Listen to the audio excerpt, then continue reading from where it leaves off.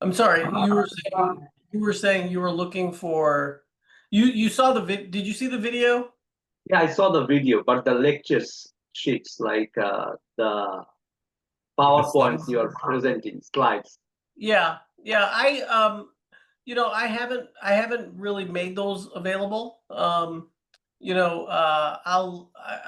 probably need to talk to Stanford Continuing Studies about if I can make them available or not. It's Okay, really, thank really kind of the content is sort of in the videos and things like that.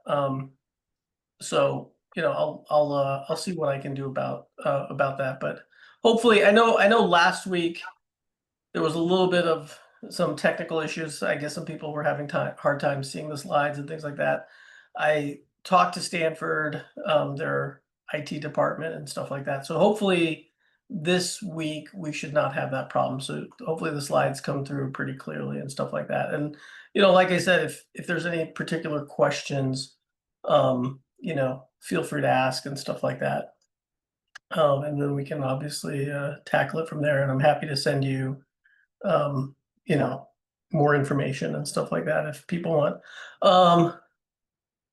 Let's see, I see about 25 of us here, so I'll call that roughly a quorum, and I guess we'll get started. And if people get on, they'll join.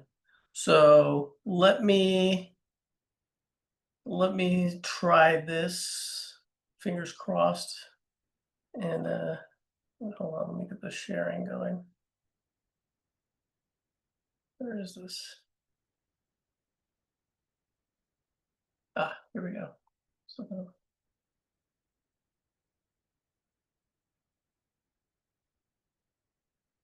do you guys see the slides?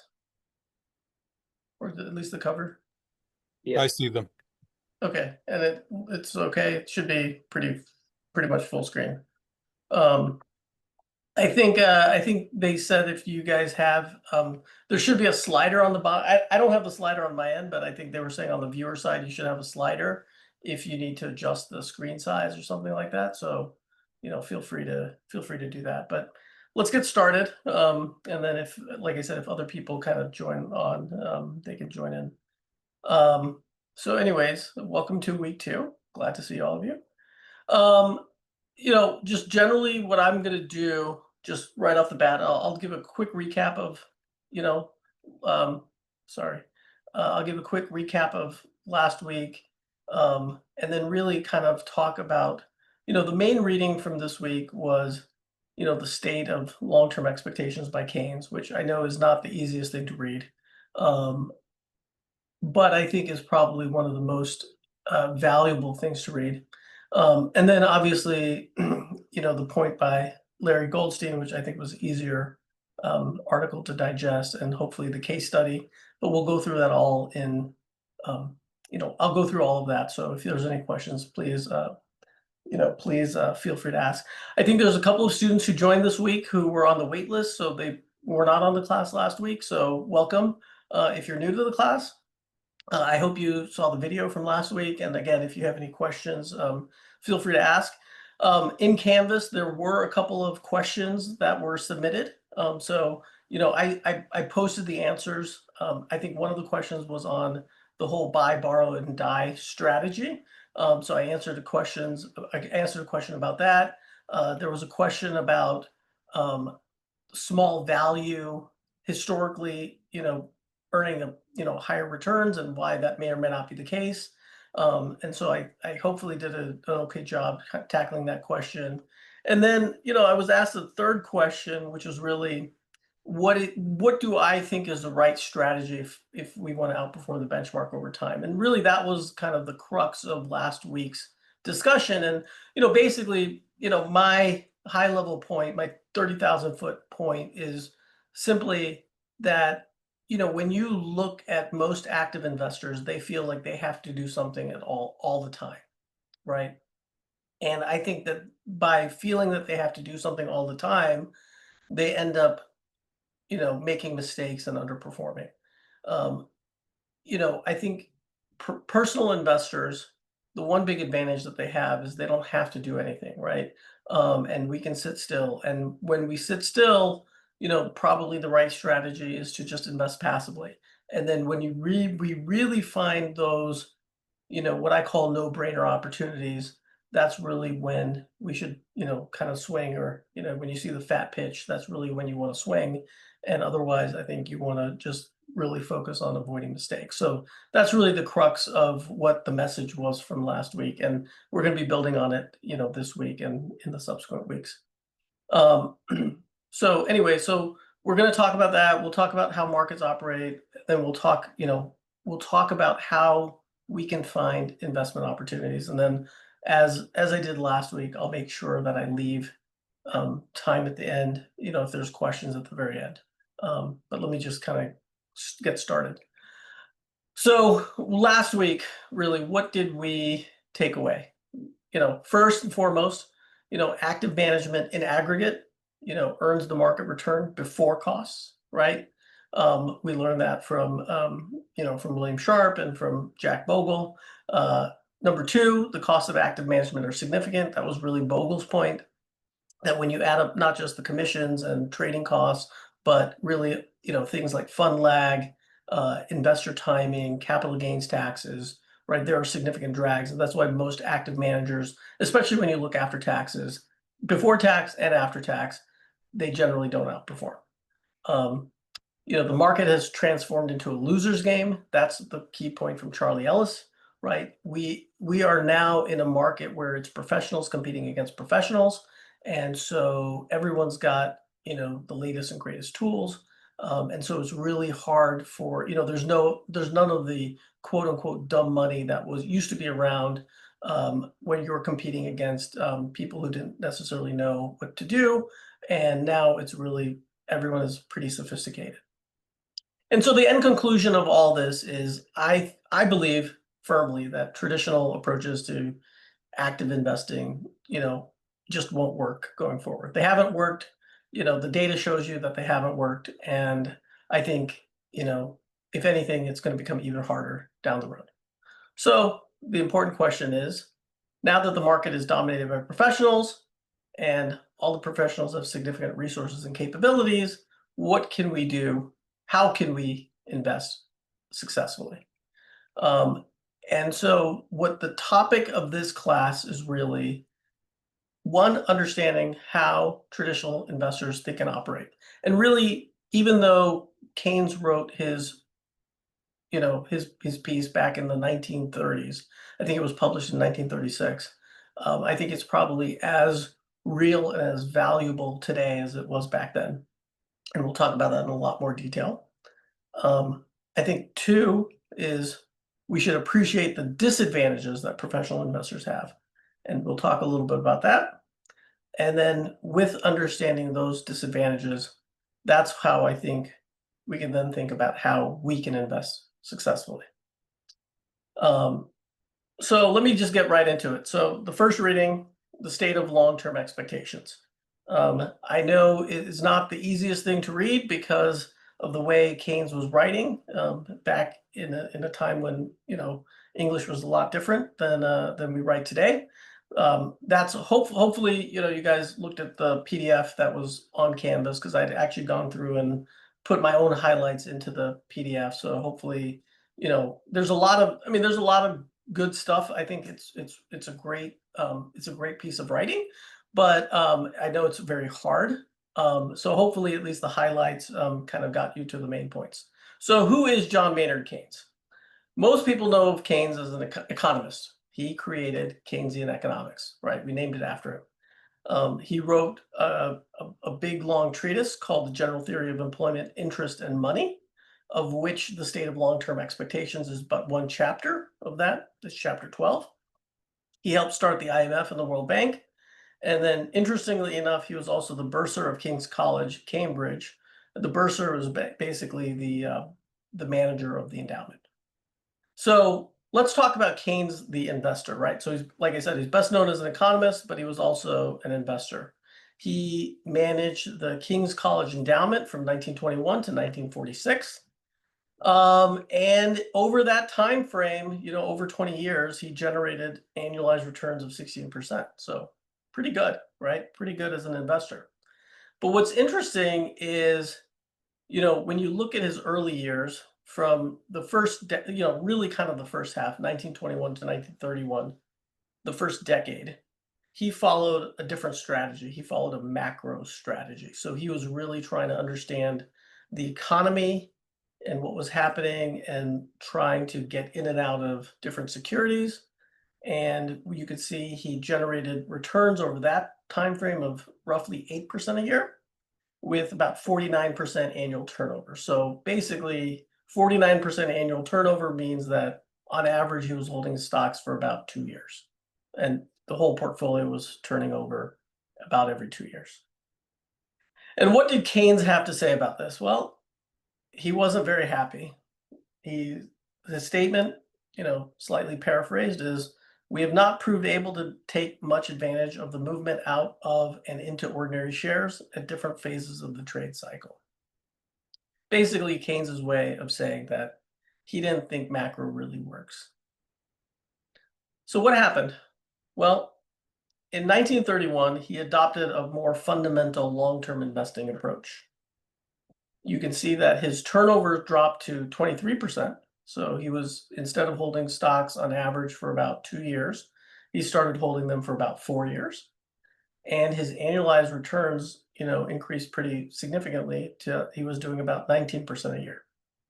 And it's interesting because he was working on the general theory from 1930 to 1936. So I suspect that a lot of his change in how he was managing the portfolio came from how he was thinking about markets and the research he was doing, writing the general theory. And then, like I said, chapter 12 of the general theory is the state of long-term expectations, the piece that you guys hopefully read. So here is a graphic. You can see kind of how his returns break out. You can look from here it's from 1922 to 1931, and he still had some very, what you see is he had a couple of years, right? The first year in 1922 he was up over 30%. There was a year in 1925, I think it was up over 40%. But then he also had a lot of pretty, weak years like 1928, 1929, where the market still did well, but he really didn't. And then, obviously he had a couple of down years. And then you could see, in the circle what happened, when he changed his strategy. He continued to have some, extremely strong years. The dark black lines are his portfolio, and the gray line is the UK equity index. So the gray bars are the UK equity index. So that's really kind of the benchmark that you should probably be comparing to. And you can see more consistently outperformed the market. He outperformed by bigger amounts. Not to say he didn't have down years. Obviously, you can see it in 1938. He had a big down year, down 20%. In 1940, he was down, but significantly less than the market. And then, continue to generally do a lot better than the overall UK market. So let's get into the state of long-term expectations. And the first, and I think most important concept is what we call, or what I call, the convention. So what is the convention? Basically, investors assume that the future is going to look a lot like today. Even though we really know in our hearts, we know that the long-term future is probably going to be very different, right? Valuation multiples will be different, interest rates will be different, which companies are successful will be different. We might be in a recession, we might be in an economic boom, but the way Keynes put it is probably the best, right? So again, shortening it up a little bit, right? He says, we have tacitly agreed on a convention. The essence of the convention lies in assuming that the existing state of affairs will continue indefinitely. Basically, just saying that wherever we are today, most investors tend to extrapolate that into the future. And then he goes on to say, he says, our practice being to take the existing situation and project it into the future, modified only to the extent that we have a reason to expect change. So as long as we don't think that, the world, as long as we don't think there's a real reason that, tomorrow is going to look a lot different than today, we generally tend to assume that's the case. And so why do investors assume this convention? Well, they assume it because of something called liquidity, right? I think hopefully most of you guys know what I mean by liquidity, but liquidity is literally, the fact that you can go onto your E-Trade or Schwab or whoever you use as your broker and push a few buttons and get out of a stock or get in a stock. You can get in and out in seconds, right? And so because of liquidity, tomorrow, most people feel comfortable assuming that tomorrow will look a lot like today. And if not, like I said, you can exit really quickly. But here's an important point. Everyone can't get out at the same time, right? We'll talk about this more, but I think this is a very important point that'll come up down the road when we're talking about liquidity. Keynes does talk about, liquidity for the individual, but not liquidity for everyone in the piece. But it's not necessarily as clear, so we'll talk about it in a little bit more detail. I'll talk about it in a little bit more detail. So he makes another point. He says that the real volatility that we see in markets occurs when the convention breaks down, right? And the way he says it is, he says in abnormal times with an indefinite continuance, when an indefinite continuance of the existing state of affairs is less plausible, right? When we can't assume that tomorrow will look a lot like today, the markets will be subject to waves of optimistic and pessimistic sentiment, right? So he doesn't say it's just bear markets. He also says we have optimistic bull markets, right? So when you have big innovations like the internet or maybe like AI today, and again, people think that tomorrow, the near future might look very different from today, then you might have waves of optimistic sentiment. So, the GFC, the Great Financial Crisis, COVID, Liberation Day, right? All examples of when maybe the convention broke down and we saw a lot of volatility in the market. So what's the key of all this, right? Markets are really liquid, except when you really need them to be, right? When everybody wants to get out at the same time is when you really want liquidity. What liquidity really means is that you can get out without a big change in the price. And unfortunately, when the convention breaks down, that's when prices start to change a lot and liquidity dries up. There's another, Keynes makes another very important point, which is the next point, which is liquidity fundamentally changes how people view investing and how people view their investments. And I think this is such an underappreciated point, right?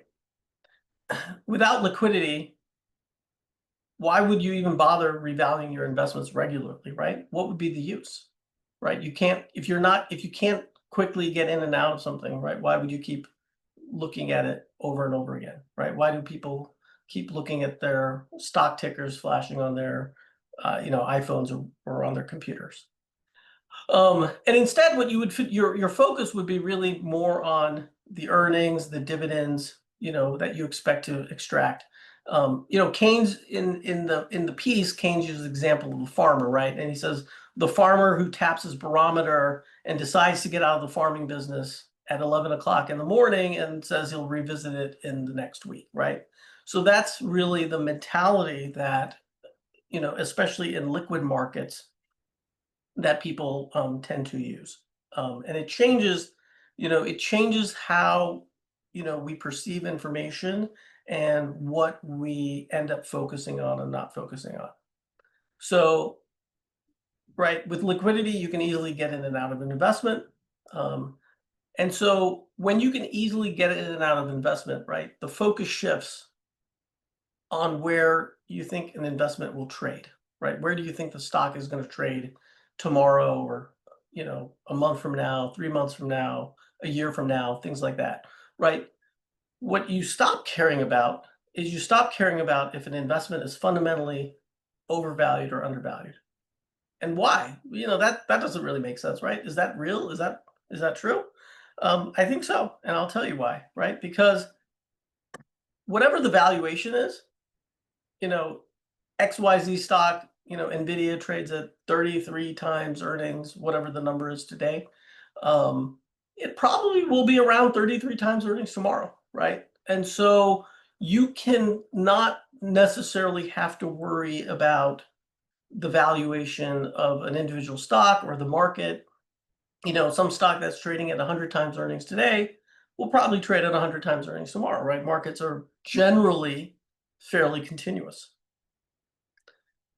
And so what do you care about, right? Well, you care very much about the near-term headlines, right? So news, or sentiment, right? News can really impact sentiment. So news or sentiment can impact the value, of an investment in the near term, right? So that's what can move your stock price in the near term. And the way Keynes says it is, if we can rely on the maintenance of the convention, right? So if we can rely on the fact that we think tomorrow is going to look a lot like today, an investor can encourage himself that the only risk that he runs is a change of the news in the near future, right? Because that's the only thing that can really impact the value of your stock or bond or whatever investment we're talking about. Sorry. Um, Here's a couple of other things you don't necessarily care about, right? You don't care that you don't know what the company might be worth, farther off in the future, right? You don't care necessarily that you don't know what the stock might be worth 5 years or 10 years from now.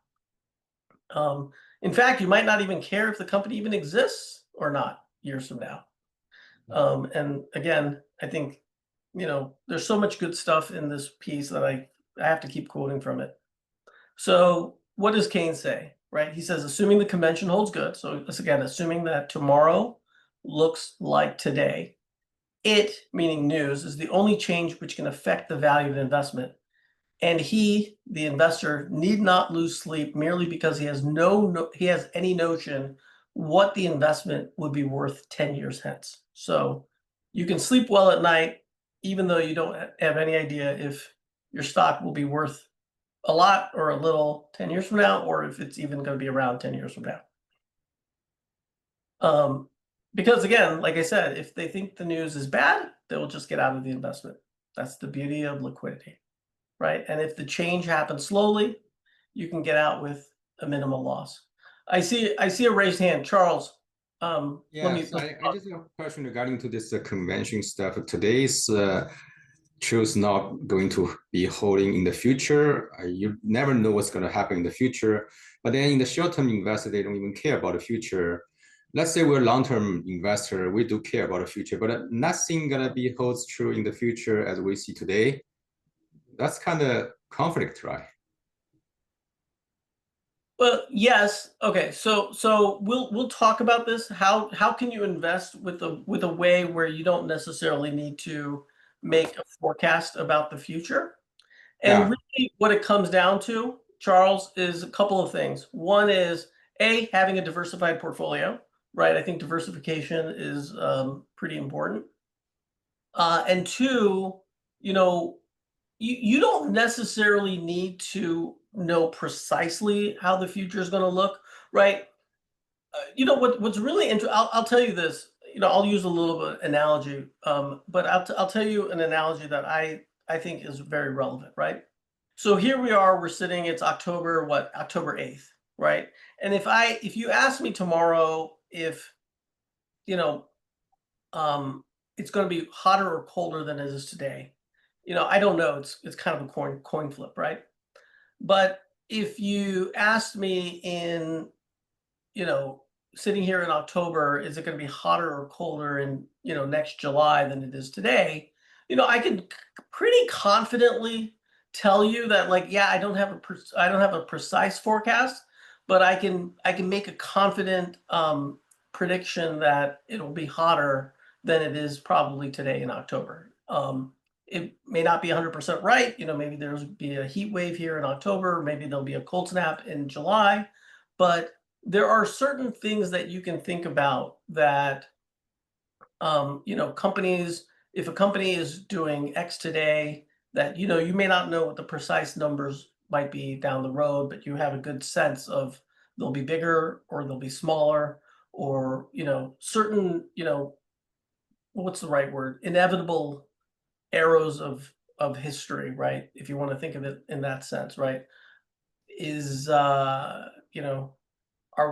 more people going to be consuming more things in the future? Is the population going to be larger, right? Are you know more people going to have computers? Is AI probably going to be more prevalent in our lives, right? You don't know precisely, but you can make, what I consider pretty educated guesses.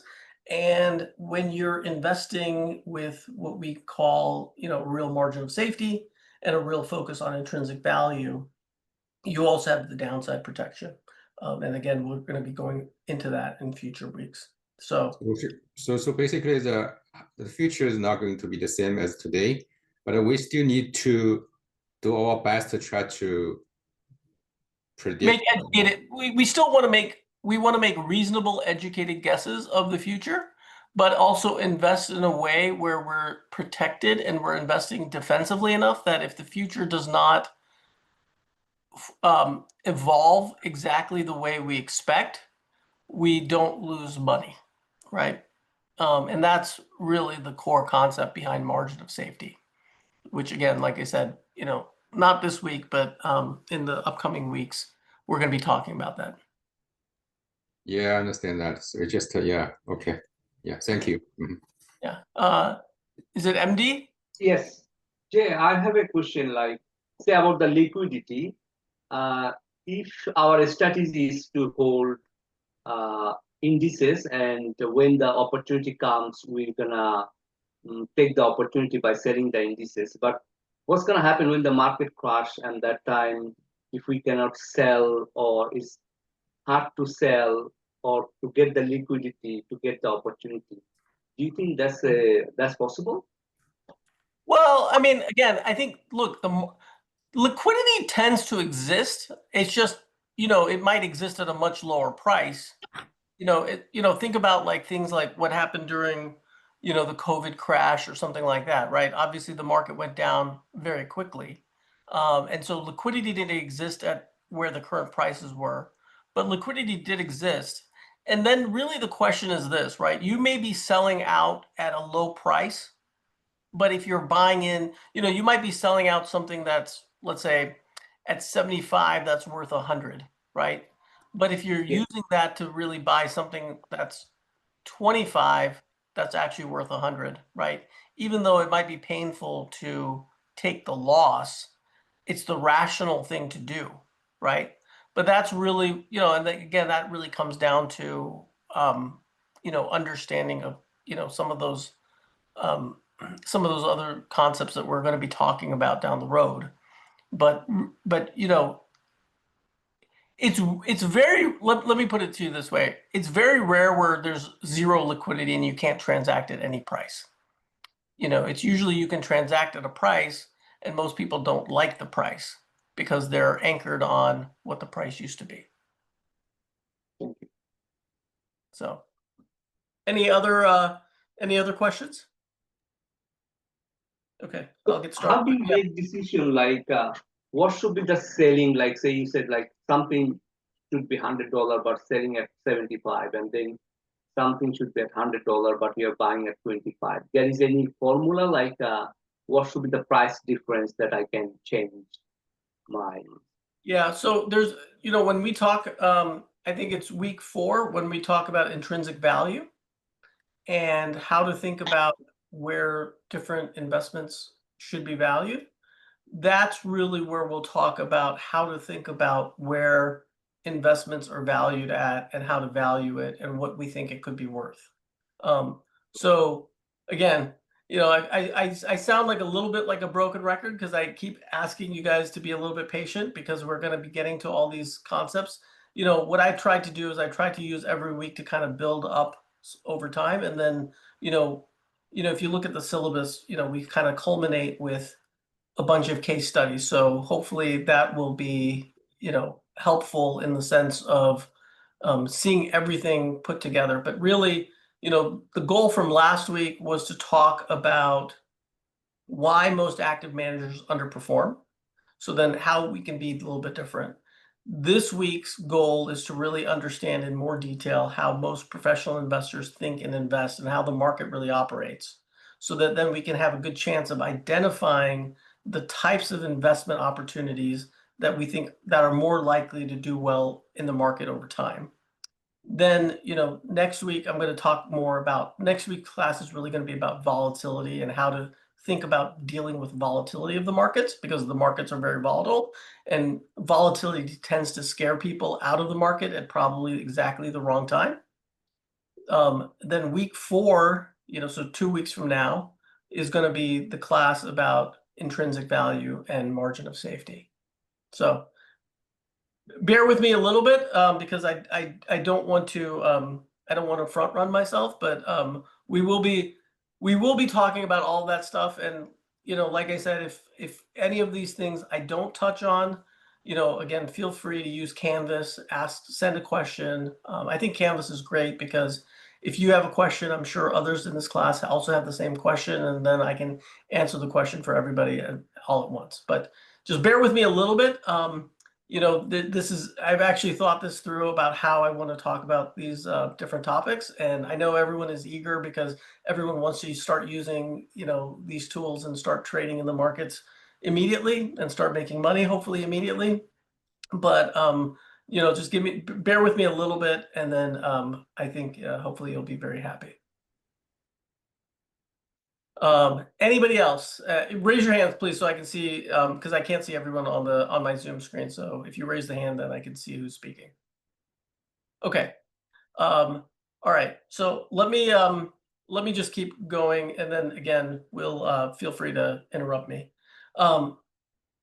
So where were we, right? So we were talking about the role of liquidity, and if change happens slowly, people can get out with a minimal loss, right? And so again, how does Keynes talk about it, right? He says that investment becomes reasonably, quote unquote, safe for the individual investor over short periods of time if he can rely on no breakdown of the convention. So again, if tomorrow looks a lot like today, then your portfolio value, your investment value is pretty safe from day to day. And if you have the opportunity to change your investment before there's been much time for something to happen. So, if you see that some stock that you're invested in or some bond you're invested in is, the company starts to do a little bit worse, you have time to get out of the market. And, with liquidity, you can probably get out and, probably at hopefully the same price or higher than where you bought it, right? So stocks become pretty safe, right? Quote unquote safe. But, as I was saying, right, liquidity doesn't exist for everyone at the same time, right? This is the most important. In some ways, this might be one of the most important things to remember about markets. For every seller, there must be a buyer, right? People talk all the time about, tons of people started buying a stock and that's why it went up, or tons of people started selling a stock and that's why it went down. But remember that all these people started buying stocks and there was somebody selling it on the other side to them, or all these people started selling stocks and there was somebody buying it on the other side.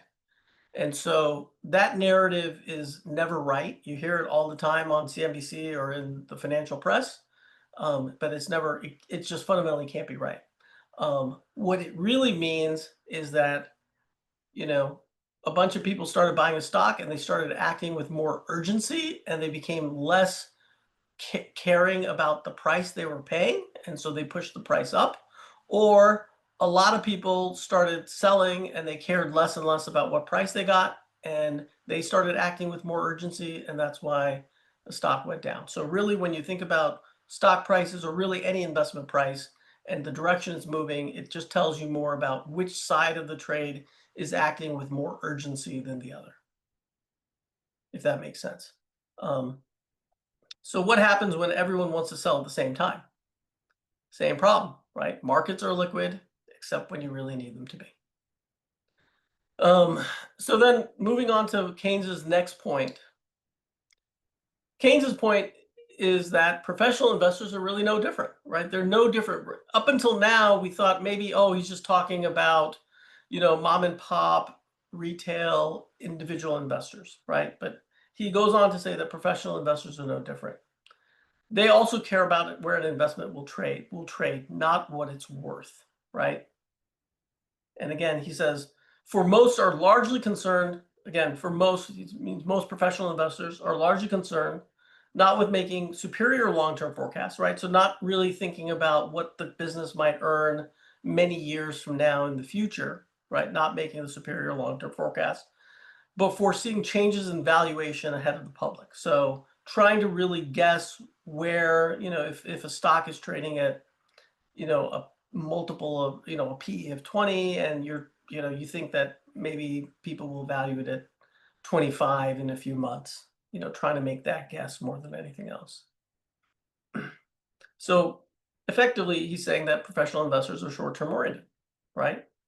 And he goes on to say, they're concerned not with what an investment is really worth, but what the market will value it at 3 months or a year ahead, right? So again, saying the same thing, that the people are, professional investors are really thinking about where something might trade over the next 3 months, or maybe even the next year if they're maybe a little bit more long-term oriented.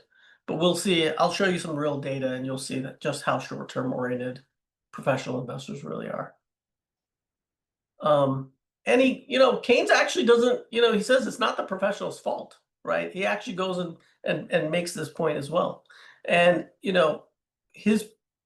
the point that he makes is that, their behavior is really dictated by how the business is structured, right? And he says it this way. He says this behavior is not wrong-headed, right? So they're not wrong being short-term oriented, right? It's the inevitable result of the investment markets being organized, so how the markets work. And he says it's not sensible to pay 25 for an investment that you believe is worth 30 if you also believe that the market might value it at 20 in the next 3 months, right? So who wants to buy something for 25 if you're first going to maybe lose money before you make money, right? That's the simple point that he's making. What Keynes is really trying to tell us, though, is that professionals have their own incentives, which in modern parlance we call the principal agent problem, right? So investment managers are agents for, individuals or for institutions whose money they really manage, and they behave in slightly different ways. And why do they do that, right? Well, if you outperform, you gain clients and you gain assets, right? So you become Mr. Moneybags and you're carrying cash and you're very happy. And let's say you underperform. What happens then, right? You lose clients and you lose assets and you are unhappy. So we'll go into more of what more of that aspect of the business in the Goldstein piece, but just keep that in mind. Professional investors, Keynes said it, Goldstein says it. We see it in real life that professional investors have their own incentives, especially if you're managing money for others. And then the last point that Keynes makes is that true investing, real investing versus speculation is mentally and psychologically demanding. So why is it that case, right? Well, analyzing business fundamentals is hard, right? It's much easier to make guesses about mass popularity, what he calls Keynes's beauty contest, or what's called the Keynes's beauty contest. So in the piece, he talks about, and I guess maybe these were contests that happened in British newspapers back in the day, but they put up photos of, I guess, attractive women, or photos of women, and the goal of the game was not to pick which faces you thought were the prettiest, but to pick the faces that you thought everyone else would pick as the prettiest. And so the analogy is that, when it comes to investing, is that you're not being paid, or professional investors are not working to see which companies they think are the most mispriced or the most valuable or things like that. What they're really working on is thinking about which stocks or which bonds or whatever their other fellow professional investors are going to think of as more attractive in the future and buy, and then try to buy them ahead of them, right? So what does he say? He says investment based on genuine long-term expectations is scarcely practicable, right? And he's saying this back in 1936. So if you thought it was not practical that back then, it's probably a hell of a lot less practical now, right? He who attempts it must surely lead a more laborious days, right? So you're gonna have to work a lot harder than someone who's trying to guess how the crowd will behave. So all he's saying is that you know what? If you don't want to work too hard, you're probably better off trying to just guess how the crowd is going to behave than really doing the work, the legwork for fundamental investing. The good news is in a few, again, bear patience with me in a few weeks. I think we're going to talk about a very interesting way where I think we can really get to the heart of investments and valuation and not have it be overly laborious.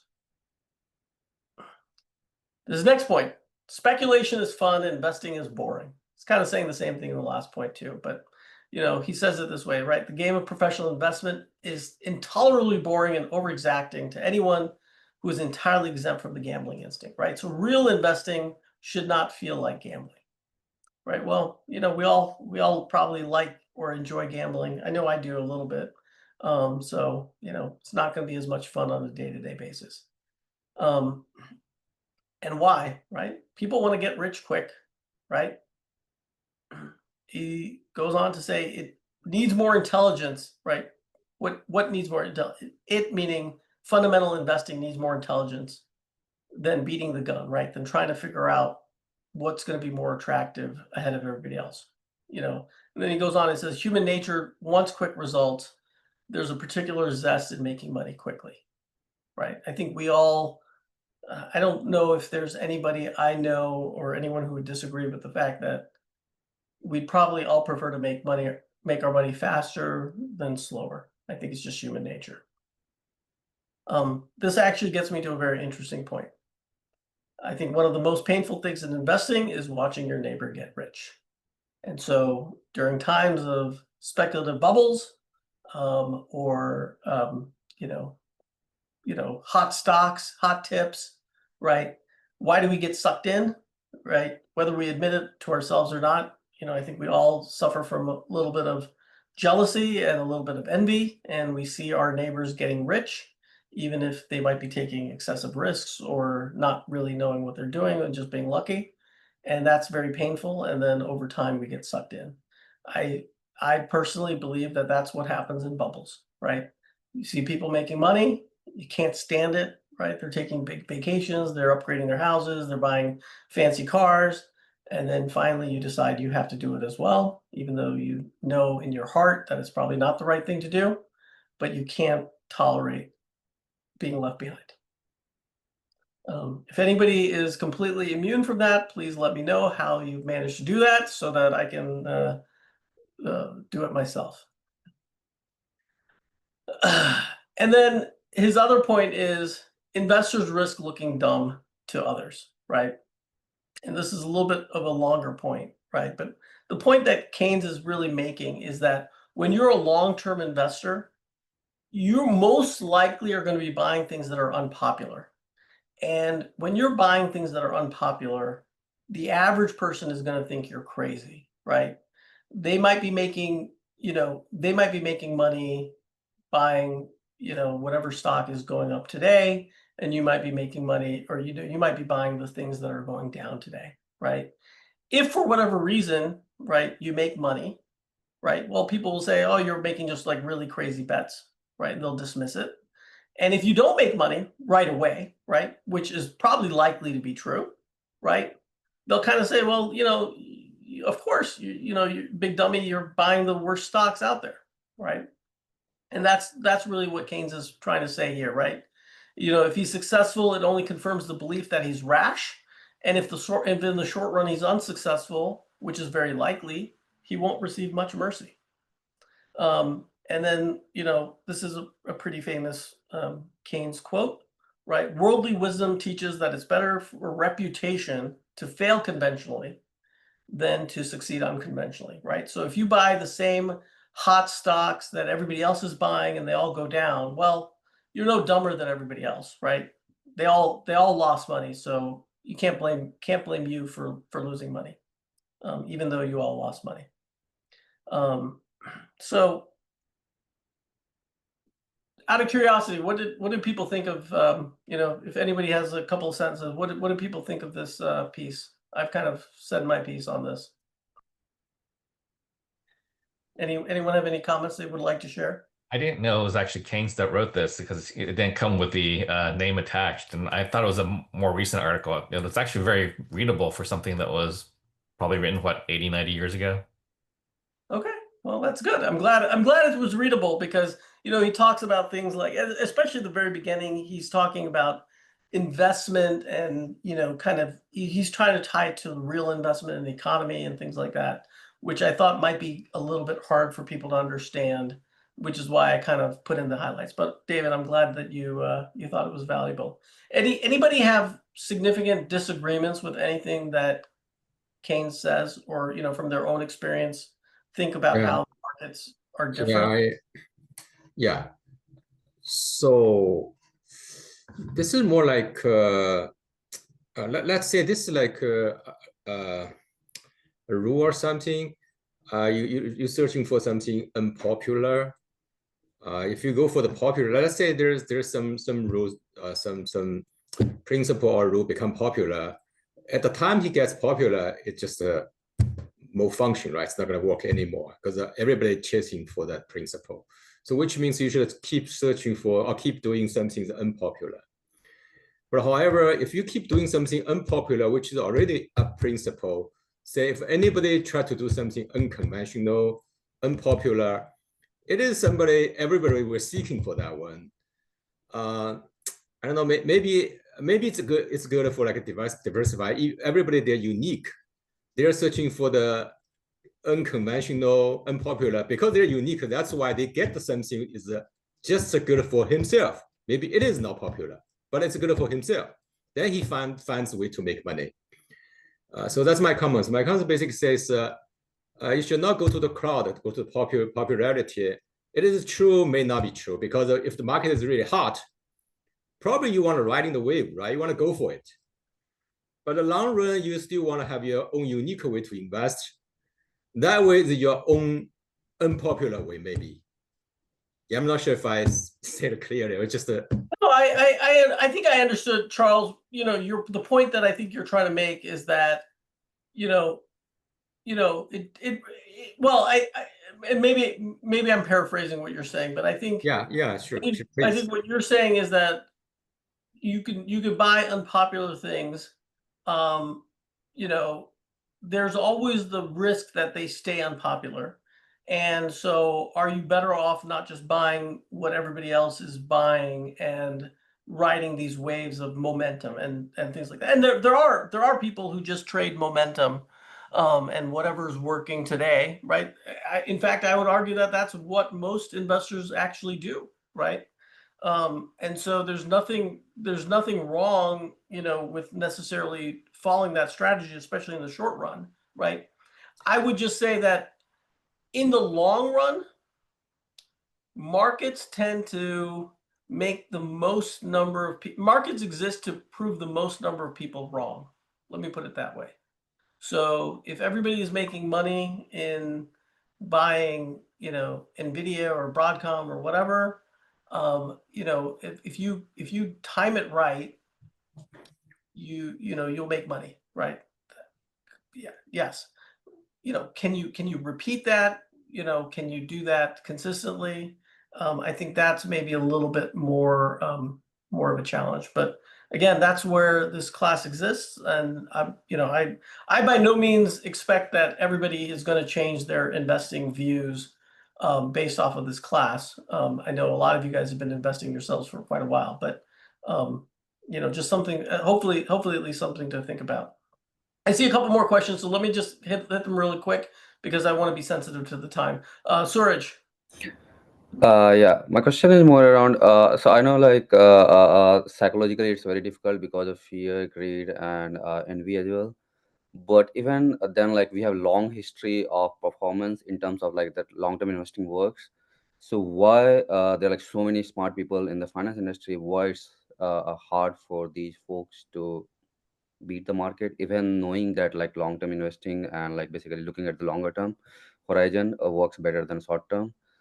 Yeah. So I mean, I think what we're going to talk about next in the the incentives and the career risk aspects of professionals, I think makes them inherently short-term oriented, even though they know or they hopefully know that, long-term investing tends to work. Next week, we're also going to be talking about just the inherent volatility of the markets. And so, people have long-term history, but they live the markets on a day-to-day basis. And when you're living the market on a day-to-day basis and you see your portfolio going down every day, even though the days are short in the big scheme of things, right? People forget, and they assume that this time is different, and that this is the crash that we're never going to recover from, and et cetera, et cetera.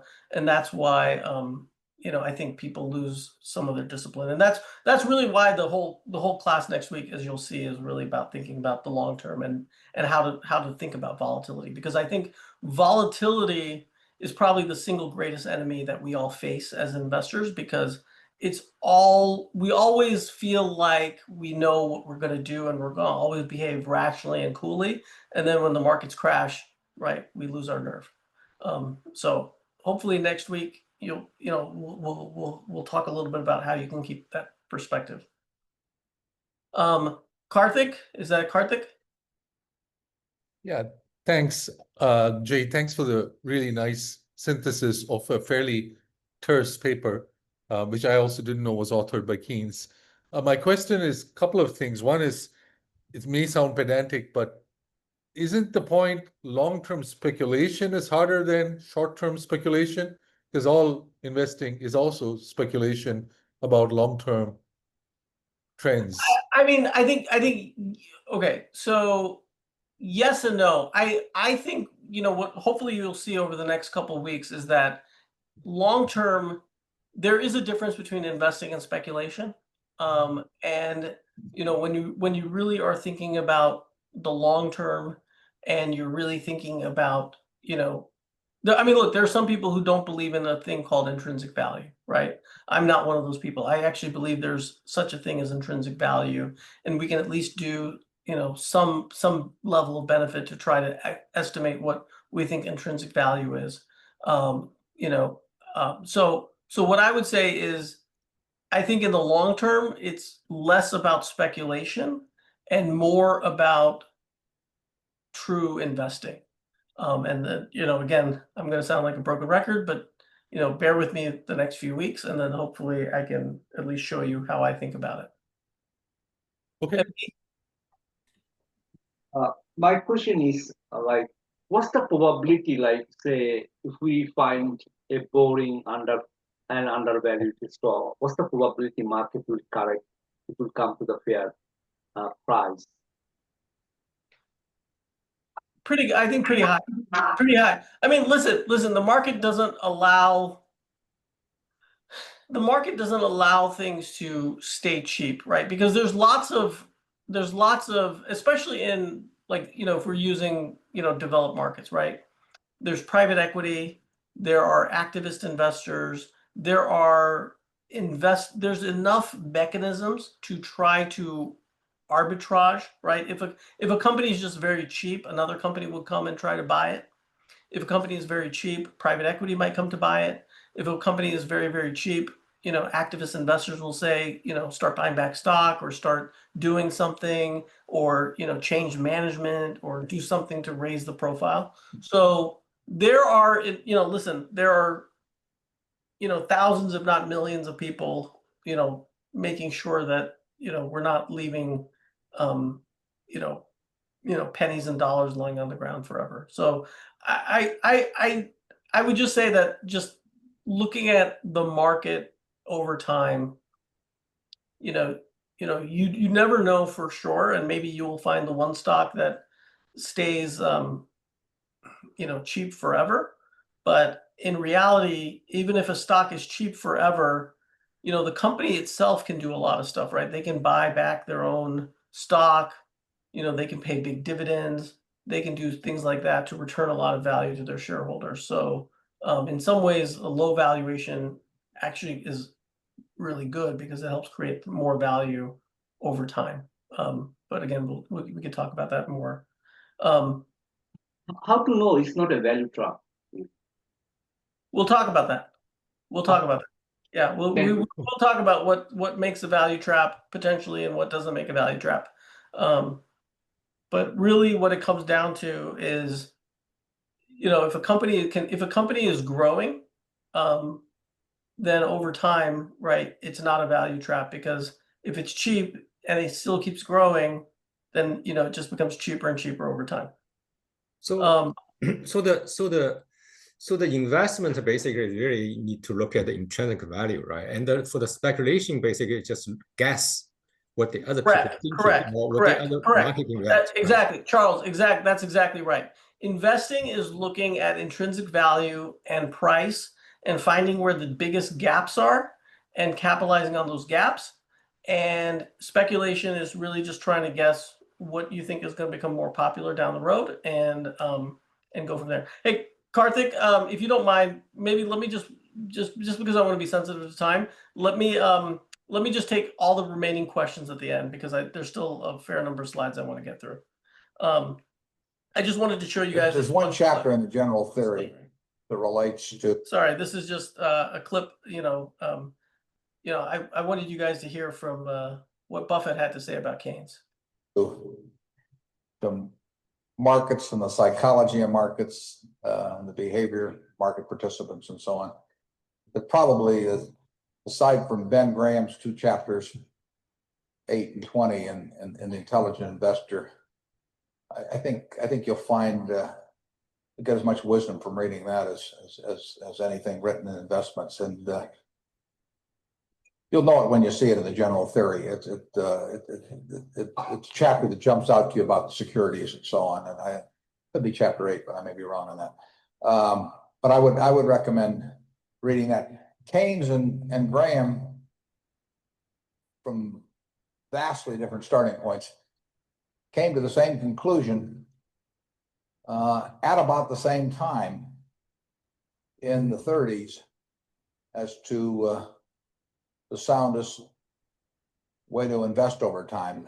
They differed some on their ideas on diversification. Keynes believed in diversifying far less than did Graham, but Keynes started off with the wrong theory, I would say, in the 20s, and essentially tried to predict business cycles and markets, and then shifted to fundamental analysis of businesses in the 30s and did extremely well. And about the same time, Graham was writing his first material.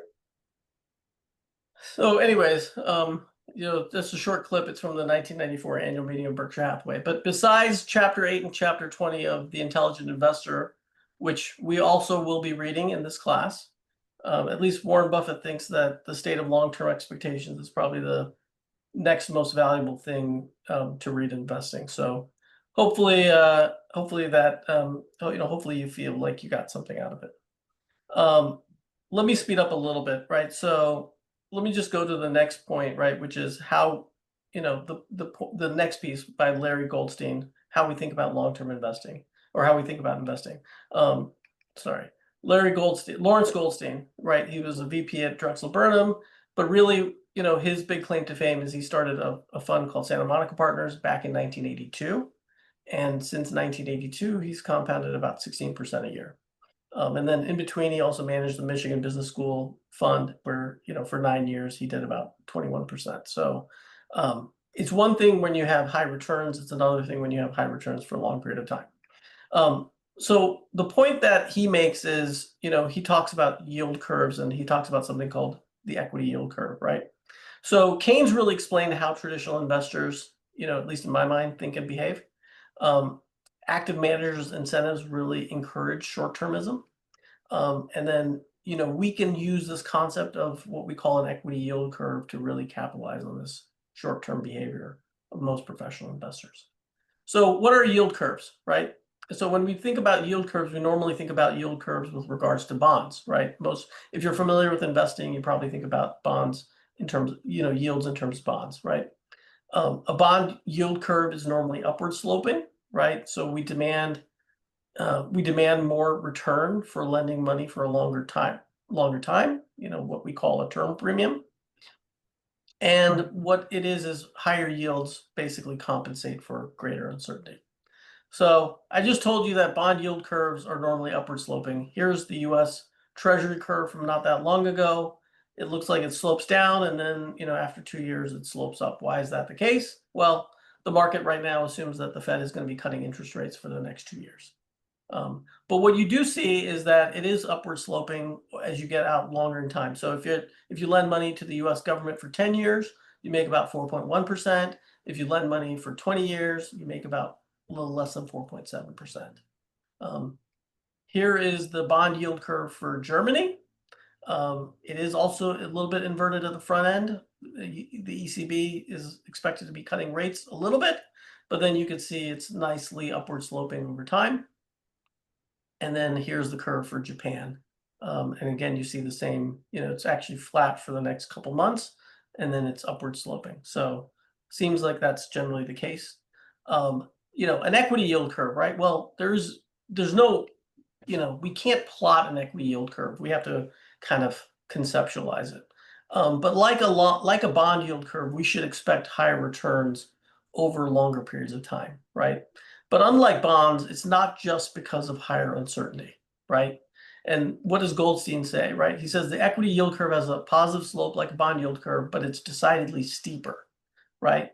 And he goes on to say that investors want a higher return from a security that may be unlikely to gain in the short term, even if it may gain significantly over time.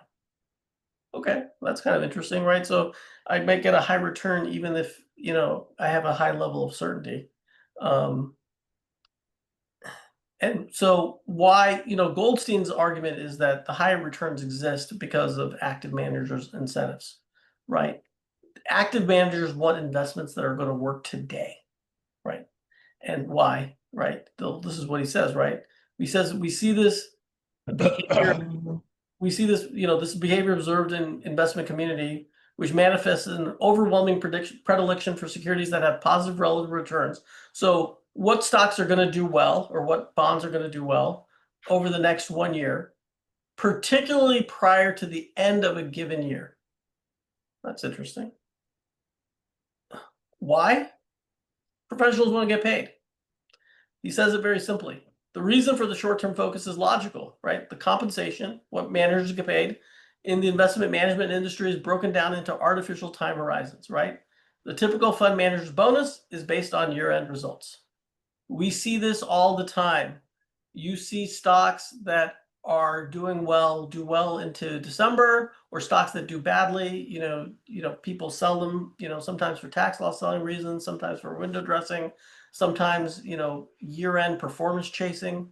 And then, you know, as the calendar turns, things reverse. So let me switch real quick. You know, the last reading was, you know, this case study on Schering-Plough.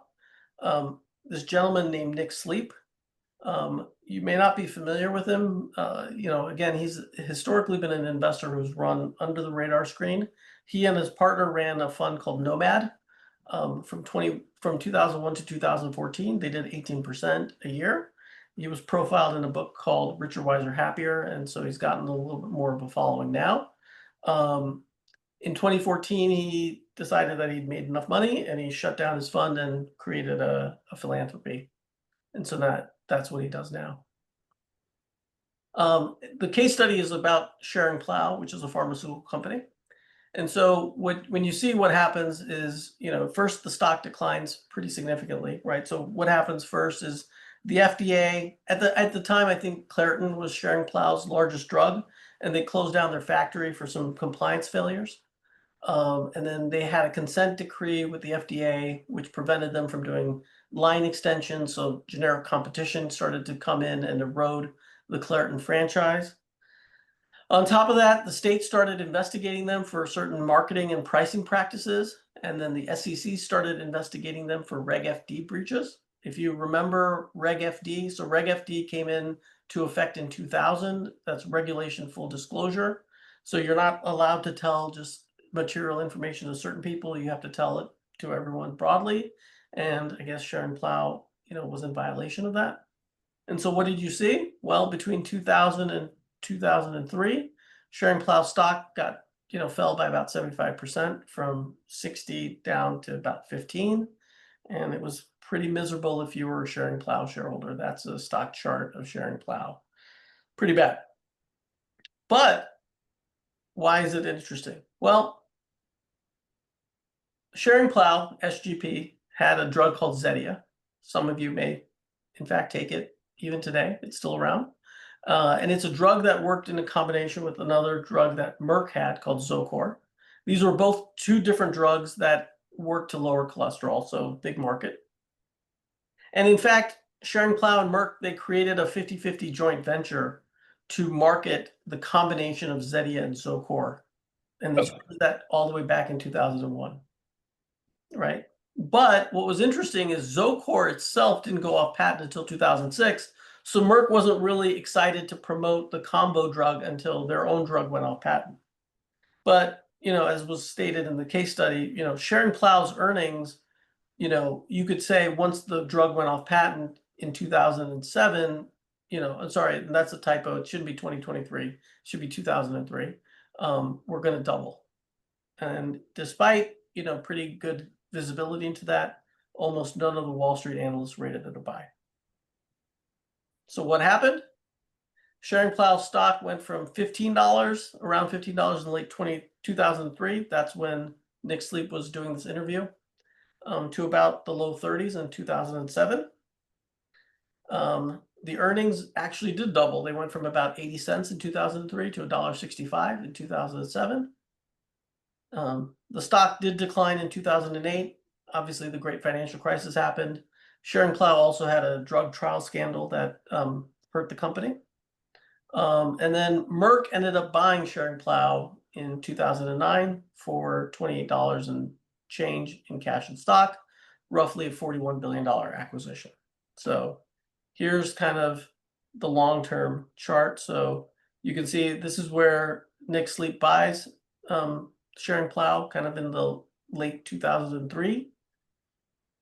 For the next 2-3 years, the stock does start to inch up, but for the most part, it kind of trades pretty sideways for a while. And then in 2007, the stock surges as Zetia and Zocor are launched. Then it declines in the GFC, and then again it rebounds when Merck ends up acquiring Schering-Plough. So if you had bought it when Nick Sleep bought it, and you'd sold it kind of when Zetia and Zocor, came to market, you made about a 24% annualized return, and that's versus the S&P 500 doing about 14%. And if you had held it all the way through the acquisition of Merck, so all the ups and the downs and the up again, you made about a 12% return. And that's versus the S&P 500 over that time doing only about 3%. So you had a good sense of what would happen in the business. This is just one example. But what you really needed is you needed the patience to wait for 4 years. And I think that's where we're going to go to the next point, which is that most professional investors have what we call career risk. So we talked about it. Active managers are short-term focused. Keynes and Goldstein suggest that it's because it benefits their compensation, but active managers also can care about short-term performance because of career risk. The biggest career risk is underperformance relative to the benchmark. And why is that the biggest source of career risk? Well, fees are calculated as a percent of assets under management. And if you underperform pretty badly, clients can take their money out from you very quickly. And so professional investors are deathly afraid of really short-term, any significant short-term underperformance. And so because investors really care about how they're performing in the short term, especially relative to the benchmark, what do we see? We see things called like closet indexing. So you have funds that pretend to be active but are really just indexers. And you have something I call performance chasing. A lot of people call performance chasing. It's buying what's working regardless of value, right? Because heaven forbid the market goes up and you don't participate. So let me give you an example of a thought experiment of where career risk, how to think about career risk, right? So question 1, would you purchase a stock if it was guaranteed to double in the next 5 years? I hope most of you would answer yes. Anything that doubles in 5 years is at least a 15% annualized return, which is you know, in the long scheme of things, pretty good. Would you purchase it if there was a chance it could first decline by 90%, right? Amazon went down by 90% from the peak. You know, stocks do decline pretty significantly. Maybe that makes you a little bit skittish. But again, I guaranteed you that over the next 5 years, it's going to double. So hopefully that doesn't impact you. And, you know, hopefully if you're really kind of confident in what I told you, if it declined by 90%, you'd buy a hell of a lot more. Would you keep holding the stock if it went nowhere for the first 4.99 years? Again, I told you it might double somewhere between now and 5 years from now, but it might trade completely sideways, as flat as a pancake for a while. And then here's the last question. Do you think your clients would stick with you? So you bought a stock, let's say you put 100% of your portfolio in it, it went down 90%. Probably they're not going to stick with you. If it did nothing for 4 years and you really underperformed, they probably wouldn't stick with you, even if you made all their money and more in year 5. So that's the best way I can think of to think about career risk. So let's talk about the evidence. What do we actually see in the market, right? Do we see closet indexing? Yes, we do. Active managers will hug their benchmarks because they want to keep the gravy train rolling, right? Do we see performance chasing? Yes, we do. I think at least investors are going to chase the stocks because they're going up, not because of what they're worth. And most market participants are short term. So let's talk quickly about closet indexing. I'm sensitive to the time, so I'm going to talk a little bit faster and go through a little bit faster. Here's an example of a closet indexer, Putnam Research Fund, PRNAX. If you have it in your portfolio, pay attention. You should probably sell it. This fund has a 0.89% expense ratio. That's what they charge you every year for managing the portfolio. They charge you a 5.75% load, and they have 35% turnover. So they're holding their stocks on average for about 3 years. What's the 5.75% load? That's an upfront sales charge. So if you invest $1,000, you're only really investing $942 with them, and about $57.50 are going to pay Putnam. And this is not a small mutual fund, right? This had $626 million of assets as of August, right? As Peter Lynch would say, as you'll see next week, who's buying this stuff? This is what the Putnam portfolio looks like. These are the largest, I think the 10 largest stocks in the Putnam portfolio versus the S&P 500. And you'll see that, you know, they're basically close. You know, they're a little bit overweight. They're a little bit underweight different stocks. Obviously, they have to do something to show that they're, you know, worth these fees. I thought it's interesting that, you know, you're basically paying them to buy S&P futures because 2.5% of the portfolio is just invested back in the S&P 500 index. So that's kind of interesting. And what do we see, right? Here's how the Putnam fund, and this is actually from Putnam's own website. So, you know, you can't completely, you know, accuse them of hiding just what they're doing. You know, the S&P 500, if you'd invested, you'd be slightly ahead of investing in the Putnam fund. And that's before the fees, before this load, before the taxes. So why do you do this? Frankly, I think it's criminal. Performance chasing. We see performance chasing in the market all the time. A great example, you know, we're using it right now, Zoom. In 2020, it was valued at $160 billion. I encourage you guys to look at how many companies are worth $160 billion today. It's fairly rare. It traded around 90 times price to earnings multiple. We'll talk about PE multiples down the road, but just take it from me, that's pretty high. And you know, what's interesting about Zoom is, you know, we all use Zoom. We're using Zoom right now, but there are competing offerings, right? There's Microsoft Teams, Google Meet, WebEx. You know, probably some of you guys could probably name 5 or 10 others. So the real question is, did people really think in 2020 that Zoom was worth $160 billion? Or did they just assume that the news was going to be good and they'd make money and they'd sell it to somebody else? And do we see performance chasing today? I think, you know, we'll talk about that in a second. One thing before we talk about anything else, right? One thing I want to make, because I think this is a point that a lot of investors who try to approach the market fundamentally get frustrated with, right? we try to explain where different things are trading because we think everyone is using a fundamental framework to value stocks.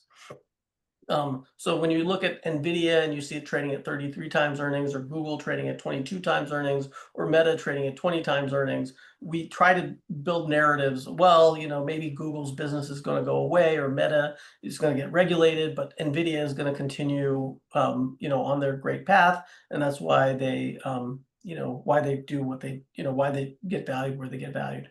And so what happens is we tend to loosen our assumptions to justify buying an investment, right? If we've done all this work and we figure out what a stock is worth, and then we see that it's, trading at a higher price, we don't want our work to be, to go to waste. And so, we tend to say, well, maybe I'm being a little bit too conservative, or maybe the market, maybe I'm wrong on this or wrong on that. And so I'll be willing to pay a higher price.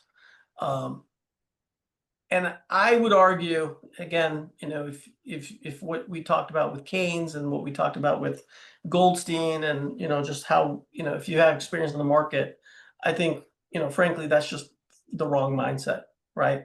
Most investors aren't trading fundamentals; they're just trading sardines, right? They aren't analyzing fundamentals; they're just trading sardines. What do I mean by trading sardines? So this is actually an interesting story. So in Monterey, California, this was, years ago, but that was the market for canned sardines, and people started speculating on canned sardines. Again, tulips, canned sardines, Bitcoin, I don't know, right? People love to speculate. And so one day, I guess one of the traders, the story goes that one of the traders decided to treat himself to a sardine lunch, and he opens up a can and he finds that all the sardines have rotted. And, he takes a bite, he spits it out. And his partner scolds him and he says, "These aren't eating sardines, these are trading sardines." So just kind of, I think that's always very funny. Keep that in mind, because when you look at the market and where things are trading and try to rationalize where they're trading, I think it's a fool's errand to try to do that. So my point is, narratives, not fundamentals, drive near-term performance. Here's the chart of Zoom. So, wow, it did zoom up, right? Went from less than 100 to over $500. And then it came right back down and then some. Here was Peloton, another COVID favorite, pretty significant on the up, pretty significant on the down. And, maybe people thought that COVID was going to last forever. Maybe people thought that people were going to just bike forever. I don't know. Or maybe people just thought that they were going to buy the stock and flip it to somebody else for a lot more money. PayPal, another COVID darling, 100 to 300, and now kind of back down to less than 100.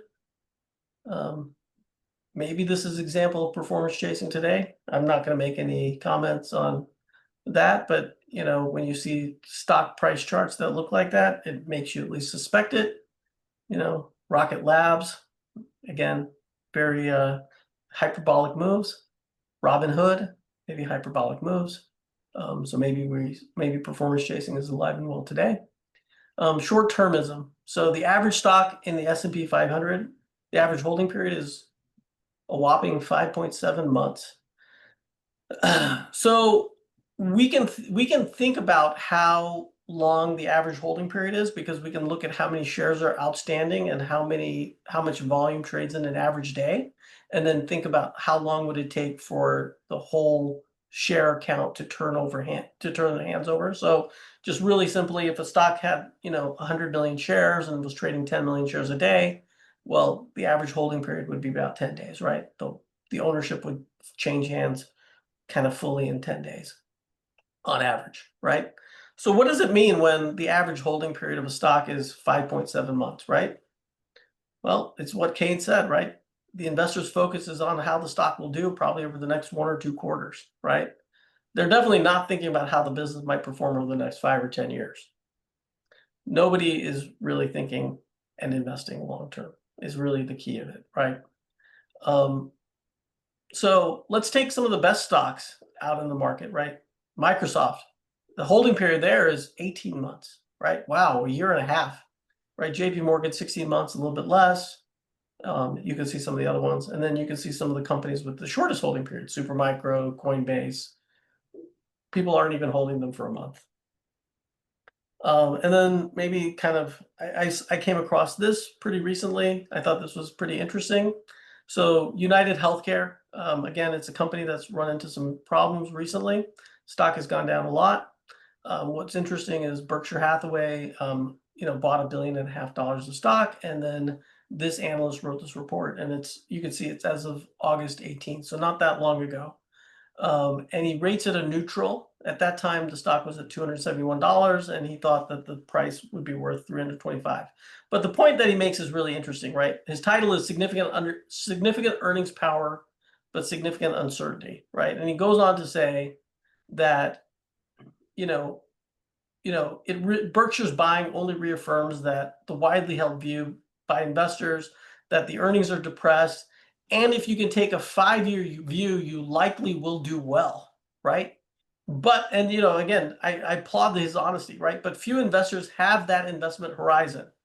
And those that do still want to see positive returns each year over that time, right? And this is, like I said, this is written as of August 18th. So, if this isn't proof that, nobody's really taking multi-year views and can tolerate volatility, I think, this is written by a pretty sophisticated sell-side analyst for professional investors.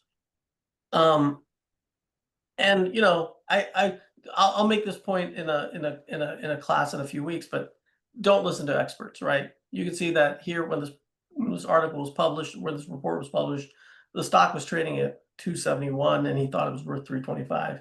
I think as of today, United Healthcare closed at $372. So, in the span of 2 months, you missed out on about a 40% gain in the stock.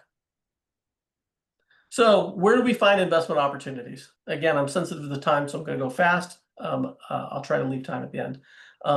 Professionals hate quote unquote dead money, and they don't want to catch a falling knife, right? What's dead money, right? Pretty self-explanatory. The price might trade sideways in the near term. Catching a falling knife, you don't want to do that. Prices could decline sharply. What I would argue is this is probably exactly where we should look, right? Dead money usually has a lot of analyst and investor apathy, tepid near-term financial performance, and what you really need is you need patience to stick with these opportunities. Catching a falling knife, usually very bad headlines and investor fear. Prices are declining, sometimes rapidly, because existing owners are seeking liquidity, what we talked about, liquidity. And you need to really understand if the concerns are real or not. So pessimism, right? I think this quote by Buffett is most important. What he basically is saying is that, pessimism is what causes low prices, right? And what we want is, we don't like pessimism, but we like the prices that pessimism produces. And it's optimism that's the enemy of the rational buyer. So again, I think that's important to keep in mind. Let's really talk what are some types of opportunities? So companies go through cyclical downturns. This is Applied Materials. Applied Materials makes semiconductor equipment, which is a very cyclical type of business. You can see the stock goes from 150 down to 100 or less than 100. So, loses about 30% of its value. Then it rallies up to 250, goes back down to 150. So it loses significant value, but, kind of marches up. So cyclicals, buying cyclicals when they're out of favor, usually that's an interesting time. Companies going through a business turnaround. So here's Meta, right? A lot of people remember Meta went from almost $400 to about $80. What was happening then? Well, they had competition from TikTok. Apple had changed their ad tracking, and they were pouring all this money into the metaverse. And what happened? Well, kudos to Mark Zuckerberg. He turned around the business. They created a probabilistic ad model so they could get around the tracking. They created Reels to compete with TikTok. He instituted something called the Year of Efficiency, so they stopped wasting money. And then artificial intelligence happened, and you can see the stock went from 80 to about 800. So pretty nice. This company, Energy Transfer, they were very highly levered for a long period of time. They ended up cutting their dividend. A lot of people buy MLPs for dividends, and they had to cut their spending. But you can see the stock went from $5 to $20 over many years. HCA Healthcare, this is a hospital company. You can see the stock here went from 400 to 300, so lost about 25% in a very short period of time. And this is when Trump won. And, you know, if you're familiar with healthcare, health insurance, you know, people were worried about what was going to happen to exchange subsidies. Part of the reason why we're having a government shutdown right now is they're trying to decide what happens to these exchange subsidies. Lumen Technologies, this is a company that people thought was going to go bankrupt. And then all of a sudden people realized that it's not going to go bankrupt. They restructured their debt, and the stock, you know, surged. Companies that face short seller allegations. Sometimes the short sellers can be right. You have to make that assessment yourself. Here, the stock was at 500, very quickly went down to 200, so lost a significant amount, 60% in a short period of time, and then, you know, subsequently turned around and is now at, you know, 700, and then has come back down recently because I guess there's some more news. Google, Alphabet, right, went from 200 to 150 in little, earlier this year. So again, you know, lost about 25% of its value. Again, people were worried about AI cannibalizing search, and then all of a sudden, you know, the narrative changes, and maybe people aren't as worried anymore. So, what are the best times to invest? Right, the most fruitful time is when the convention is broken. Right, when there's a lot of uncertainty, when people need liquidity, when tomorrow won't look like today, and you have panic by most investors.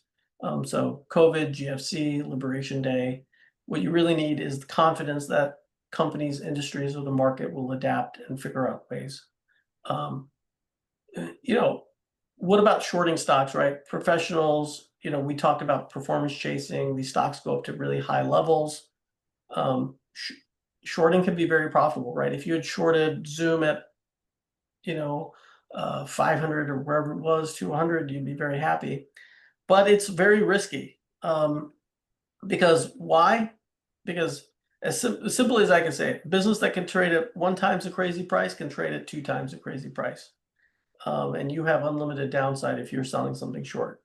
And the other thing, which I think is less appreciated, is, you know, management, sell-side analysts, other investors are working against you, right? Management, especially these promotional companies, will be on CNBC, hyping their companies. They might use their overpriced stock to do acquisitions. You know, analysts will be writing glowing reports. You'll have other investors who are on social media pumping these stocks. And so, you know, you can run into a lot of problems shorting stocks. So if you short, I just urge you to be very careful. So in conclusion, so we are competing against smart professionals, but professionals are handicapped by their own incentives. And as long as these incentives exist, the equity yield curve will persist, and you don't face the same constraints, right? You don't face career risk. You don't have to fire yourself as your own investment manager if you underperform in the short term, is the simplest way of saying it. So what are we going to talk about next week, real quick? We're going to talk about how to deal with volatility, right? Because investors get frightened and make mistakes because of market fluctuations. And we really need to have the perspective for long-term investing. So next week, the readings are going to be a reading called Fear of Crashing. That's by Peter Lynch. Even God Would Get Fired as an Active Investor. That's by a guy named Wesley Gray. Even God Couldn't Beat Dollar Cost Averaging. That's by Nick Majuli. And then we're also going to be reading The Investor in Market Fluctuations. That's chapter 8 of The Intelligent Investor. That's the only book that's a required text for this. So I didn't post that on Canvas. Hopefully you guys have the book and can go through it that way. I wasn't allowed to just post a chapter on Canvas for copyright reasons. So I know we're right at 10 o'clock. I'm going to stop the share right now. Anybody who wants to get off, you know, please don't hesitate, because I know we're right at the deadline. But I'm happy to stay on for, you know, 10-15 minutes. Apologies for taking the full time. Like I said, I wanted to leave time to answer questions. So I see a couple of hands already. So I guess MD. My question is, like say Berkshire Hathaway, they hold a lot of cash and invest in the T-bills. Why don't they invest in the indices to make more money? That's not. I think it's a really good question. I think Berkshire Hathaway, again, I don't know. I think for him, because he's been an active investor for so long, and really you have to think about when he started, right? When Buffett started, I think his view, probably he didn't think of the markets as the losers game as they are now. And then two, because of their size and scale, right? There's so very few stocks that they can buy and that would really move the needle. But, I think what they want to do is they're really husbanding cash, waiting for the next, if you look at the history, and we will talk about the history of Berkshire Hathaway in, closer to week 6 and some of their investments. But what you see is they've really built cash and then waited for crisis to deploy them, because they like to be kind of the investor lender of last resort. And so I suspect that he's either waiting for really large acquisitions or he's waiting for a crisis to happen to then put money to work. Which approach is better, like holding the cash in the T-bills and looking for opportunity, or holding the cash into the indices and looking for the opportunity? Well, one of the readings next week is even God couldn't beat dollar cost averaging. So if you look at that, I think the answer for most of us would be don't hold cash. Probably you should be just putting it in the market and holding indices. And we'll we can talk about that one next week, because I think it's very relevant. But the end all be all of it is, financial crises don't happen that often, even though I know we felt like we've gone through so many in our lifetimes. And what we forget is in between the markets keep going up. And so you lose out on a lot of return in the interim. So which indices do you recommend for the small investors? I mean, look, I'm not here to give personal financial advice. I think, the easiest ones are, obviously the S&P 500, the NASDAQ, I mean, those are big ETFs. You could invest in the Russell 1000, Russell 2000 if you want. If you want more international exposure, there's MSCI indices. So there's a whole range of things. But, what I would say is it really depends on your personal financial profile, and you should probably, if you haven't, think about what your own investment risks might look like, and then if necessary, also just consult a personal financial advisor. Thank you so much. Yeah. Charles? Yes, I have two. The first one is regarding to Berkshire. Why they didn't even issue the dividend? Because he is very much recommend people searching for the stock with dividend, right? But he himself didn't even issue dividend. That's the first question. Well, I mean, he said in the past that he thought that he could do better than the market. And so if you paid a dividend, first of all, a dividend is tax inefficient, right? Because if you pay a dividend, the person who's receiving the dividend has to pay a tax on it. Whereas, he thought that he could probably invest the money better, and he probably still thinks that he can invest the money for a higher return than. So which means, so which means the company with dividend is not a good company? No, not necessarily. I mean, look, Coca-Cola, pays a dividend, right? And he owns a lot of Coca-Cola, right? He owns Bank of America, right? He owns Wells Fargo. They pay dividends, right? It really comes down to what's the opportunity set, right? If the company doesn't have a lot of high returning options internally, they could either pay a dividend or buy back units or buy back stock as a way to return capital. That doesn't necessarily mean that they're bad investments, especially when those investments were made, right? He's not buying Coca-Cola today. He's not buying Bank of America today, right? He bought them, I mean, in the Coca-Cola, I mean, we're going to be talking about in detail, we're going to be talking about Coca-Cola, right? He bought Coca-Cola in 1987, 1988, and hasn't bought it really since then. And he bought Bank of America in, the financial crisis in 2009, right? So, just the fact that they're paying a dividend today, doesn't make them good or bad, right? Apple pay. I mean, look, Apple pays a dividend, right? It might be very small, right? But Apple pays. NVIDIA also pays dividend. Yeah. Okay. Yeah. So I wouldn't judge it necessarily based on just the fact that if a company pays a dividend, it's bad or good. All right. The other one, which brokerage do you recommend and why? Again, I don't know if there's one good broker. I think they're all pretty similar. In the sense that I think, nowadays most of the brokers have gone to zero commissions. I think you're going to get good liquidity, good price execution. So really it just comes down to, your personal preferences. Everyone tries to offer a little bit more or different bells and whistles. Some brokers offer you access to different research, or some brokers, do different things, but it really just, I don't think there's really much of a difference between different brokers today. So is Fidelity okay? Okay, one Fidelity. Fidelity's fine. Okay. All right. Thanks. Yeah, David. Oh, yeah, there was a statement earlier in the lecture, traditional approaches won't work. Was that from the Keynes chapter, or was that? That was me. Oh, okay. But for traditional approaches, do we mean what the professional investor is doing? I mean, we're not calling. Yes. Oh, okay. That's really what I'm trying to say is, if you're trying to invest like the average investor today, I don't think you're going to be very successful. And that's just because of how the market's become, like we talked about, the market's become a loser's game. And, frankly, when you think about, hedge funds, large mutual funds, things like that, they have so many advantages, right? That we as individual investors, I think most of us on this class are investing for ourselves, we don't have.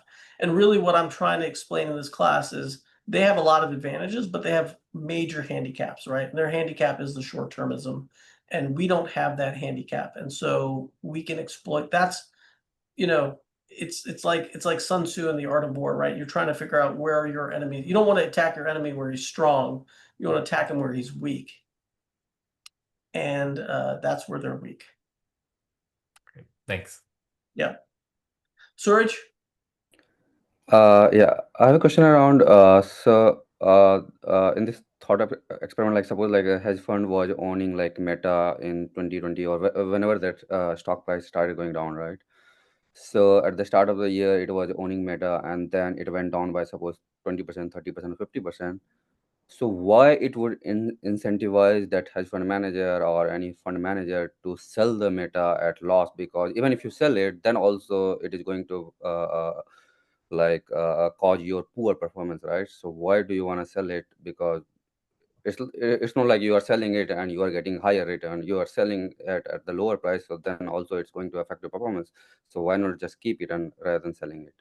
Yeah, So I'm sure. So I'm sure at some point there people are making that calculus, but what happens is we have to remember, right? Between when Meta goes to 300 to 80, right? It first went to 200, then it went to 150, and what happens is along the way, people just lose confidence, right? Because when it goes from 300 to 250, people are like, okay, that's it. It can't go any lower. And then it goes to 200. And people are like, oh my gosh, like, if this thing is going to 200, maybe it could go to 100. And yes, if you held it completely all the way down to 80, even at 80, people are like, in your mind, you're like, what, especially when it's gone down from 300 to 80, you're going to think, well, now it's going to go to 50. Now it's going to go to, so at that point, you're just trying to salvage. You've already taken, the pain, right? And at that point, all you're trying to do is minimize taking more pain, right? And then you're trying to figure out how to bail yourself out. So what it really comes down to is just that recency, bias. If you've held it all the way, even at that point, you're going to start crying uncle and saying, I can't take any more pain. Get me out. Because if it's already hurt your portfolio that much, right, you don't want it to keep hurting your portfolio even more, right? Hopefully, you have, you think you can at least salvage it or whatever else somewhere else if you could just stop the bleeding. Yeah, that's that's true. But if I assume that hedge fund manager is like, which I'm assuming all along that he has like very good background, and he if he is intelligent, then more it goes, and if he knows like Meta is a good business, then more it goes down, the risk reward ratio is going to get much better and better, right? Yeah, So I mean, Serge, I have a fundamental argument, which is there's a premise that you're making that the hedge fund manager is smart, and I would actually tell you that I think most people don't know what is a good business and what's a good investment, and that's again one of the things that we're going to talk about. I think most people, like I said, or like we talked about in the class, most people are just trying to guess where, what is becoming more popular or what's becoming less popular and speculating on prices more so than really thinking about the long-term values of the business. And you have to remember, you have to also remember at that point, there was a lot of uncertainty, right? You didn't know that TikTok wasn't going to absolutely just take over from Meta. You didn't know, or Facebook, right? You didn't know that like they would actually be able to figure out how to get around some of the Apple changes that they made on the iPhone. You had to have some level of confidence in the company. And there is a lot of history that the company has been able to overcome challenges in the past, but just because they've been able to overcome challenges in the past, you didn't know for sure that they'd be able to, right? And there's also, remember at that time there was, Trump and all these other people were attacking Meta for banning people. So there's probably some political considerations. So listen, when fear strikes and the narrative is very negative, it's really hard for people to feel confident that they're right and everybody else is wrong, right? Let me give you just a real quick example, right? You think, you do your work and you see a stock that's worth 100 and you say, man, it's a really good buy if it ever goes down to 70, right? And then it does go down to 70, right? Even the person who's done the work and really realized that, hey man, at $70, it's a really good buy. When it trades at 70, they start questioning themselves, right? What does everybody else know that I don't know? Oh, I must be missing something. I must be overlooking something because why is it trading here, right? Very few people can say, I'm right and everybody else is wrong. And that's the same thing that everybody else faces. And even if you know you're right, you don't know when you're going to be right, right? Meta could have traded sideways for 5 years. Who knows, right? Before it went back up. If it ever went back up, right? Like you didn't know, it wasn't guaranteed that it was going to go back up. So my point is that it's the short-term incentive structures of professional managers tends to override a lot of, even if you were thinking long-term, right? And there's yeah, so you don't guess, right? You just try to find intrinsic value. You don't guess. Yeah, I mean, there's no way you can. But like I said, using that example, like I said, right? Or using even the example where Nick Sleep, right? He bought that stock. He bought Sharing Plow in 2003, and really he sat on it for the next 3 years, right? Before it really took off in that 4th year, right? Very few people can buy a stock, be so convinced that they're right, and hopefully we'll talk about how you can gain that level of confidence. But very few people have that level of patience, right? That's really the crux of this whole class, is that investors are not patient because they don't have the incentive to be patient, and they're also worried about career risk, right? Because at that point when you bought Meta and it's already damaged your let's say you put a big portion of your fund in Meta and it's damaged your fund greatly, right? You're really worried about staying in business at that point, right? So the first thing you're doing is getting rid of the thing that's, maybe risking putting your company out of business. And then the next thing you're doing is going around to all your investors explaining why you made a mistake, how you've changed your investment process. You're only going to buy stocks that go up, Yeah.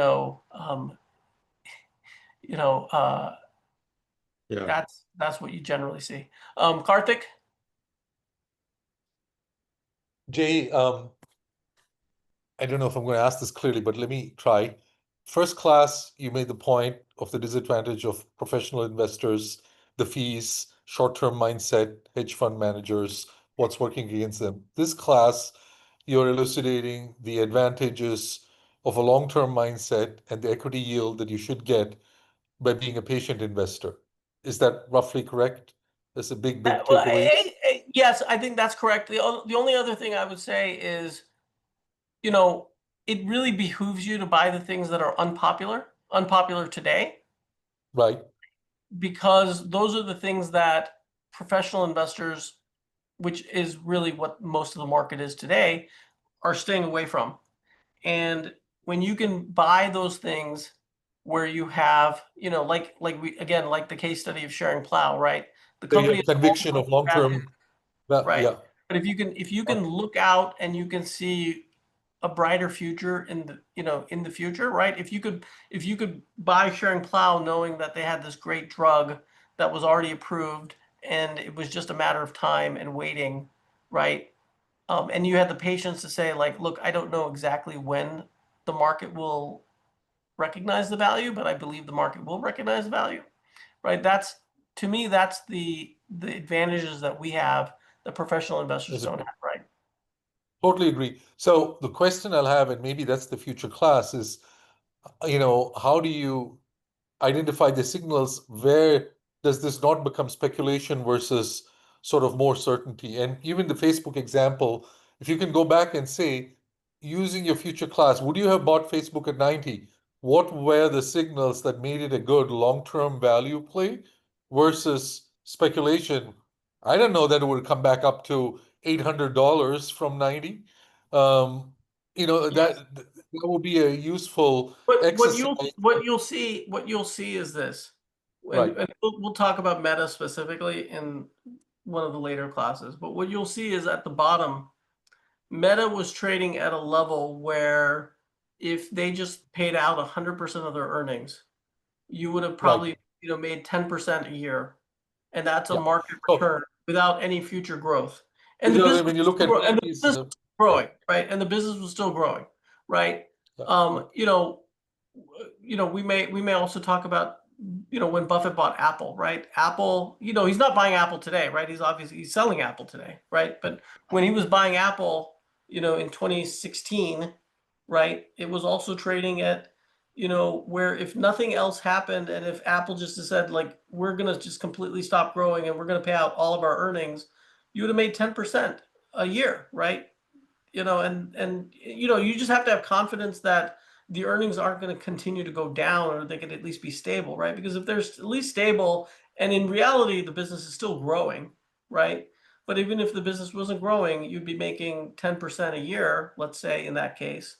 And you say, well, okay, if it were a bond, right? That would be a very good bond, right? I'd want to own that bond, right? People buy bonds at 4%, right, or less, even today. So, that's really where the crux of what separates investing from speculating comes from. Is, to me, investing is the return that you generate from the investment itself, versus speculating is the return you generate from buying something and selling it to somebody else, if that makes sense. We'll talk about it in a future class, but intrinsic value is the price you would pay for an asset if you could never sell it. Yeah. Think of it that way. Yeah. Okay. Great. MD, you have another question? And Yes, I know we've gone 20 minutes over, so I'm going to make this the last question, and then if anybody else has any other questions, just please submit them on Canvas, and I'll tackle them through Canvas. Okay, my question is in that Meta example. Like, I was looking at your process of making decision. So your decision is, what's the minimum, even the worst case scenario I can make, and if the scenario is better, it will be better than that. And do you make any cap, like what percentage of your portfolio you invest in that circumstances, or you don't make any cap? Listen, I have my own personal guidelines. I think when you think about, like, how big to make a position in your portfolio, it has to come down to your level, your personal level of your own risk tolerance and your own tolerance for volatility. Some people have tremendous tolerance and they can, and a tremendous level of confidence. And some people, you know, if their portfolio moves up and down 1% in a day, they get very nervous. So it really comes down to, you know, again, it's going to sound a little bit of a cop out, but it's what's the level of investment that you can make where you can sleep at night and not wake up in the middle of the night sweating. So there is no like 5 to 10 shares or something like that. Like as long as you There's can no, sleep listen. Very little in investing is real guidelines or real formulas. Okay, because if there were guidelines and formulas, you know, everyone would be doing it and they would all stop working. So, you know, I would tell you that I generally try to lean more on the side of more diversification because I've seen stocks that have gone down 90%, and you know, and I know how hard it is to recover a portfolio once it's gone down a lot. So, but there are a lot of people who are just, you know, they have much higher risk tolerances, and so it really, again, you know, I don't want to cop out, but it really comes down to your personal level of you know, your personal level of comfort, right? Thank you. If a stock went down 50%, would you be okay? Would you be willing to buy more? How would you react, right? And it really comes down to knowing yourself, right? And we all say like, oh, I don't care if stock goes down 50%, I'm going to buy more, right? But when it actually goes down 50% and it's a big portion of your portfolio, right? See how you really react during that time. And maybe you guys have gone through it, hopefully with small amounts of money, and seen how, you know, you behaved. I mean, I will tell you, when I was a much younger man, you know, I go back and I look, and you know, I think I was selling stocks at the absolute bottom in 2009. I think the day the market bottomed, I was probably selling stocks out of my own personal portfolio. Thankfully, I didn't have very much money at the time, so I didn't make a lot of big mistakes. But you know, even for somebody who'd been around for a while at that point, you know, emotions do take a toll, and that's where, you know, that's why you know, the class next week is really about how to think and deal with volatility. Again, I know everyone wants to get into kind of the meat of it, which is let's value stocks and let's find stocks to buy. But I really think that building up this framework this way is important because it's going to serve you probably, hopefully well over a longer period of time. So when stock drops, basically you either buy or you sell. You don't sit there watch it, right? Yeah. I mean, if it depends on how big the drop is, right? If it drops 5-10%, that's noise, right? If it drops 30, 40, 50%, maybe there's something to do. It really depends. It really depends. And it also, I mean, it just depends on when you bought it too, right? You might be holding a bunch of stocks that you don't want to buy today, but you bought them years ago when they were much cheaper, and now you just don't want to pay the taxes. So, and you think they're fine, but you're not buying them today, right? Think about, you know, again, use the example of, you know, Buffett or whatever, right? He bought Coca-Cola or he bought American Express, you know, 25 years ago or longer, right? He's not buying them today, but he's not selling them either. You know, so you know, unless they went down significantly. Okay. So anyways, listen, we're 25 minutes over. I know it's not fair to the other students who have to get off. So please send me any other questions. These are all great questions. Please send me other questions through Canvas. I'll get through them over the week, and then we'll go from there. Okay. Thank you guys so much. Hope you guys have a great rest of the week. You know, there's, like I said, there are 4 readings next week. I think they, you know, the good thing is they should not be as Old English as Keynes was, so it might be easier to read. But there is the 4th reading, which is Ben Graham's reading, which might take a little bit longer. But again, it's definitely worthwhile. I'll go through it. But if you have any questions, you know, again, use Canvas. Send me the questions. I'm happy to tackle them in the interim. Okay. Thank you guys. Thanks, Jay. Have a great rest of the week. Bye.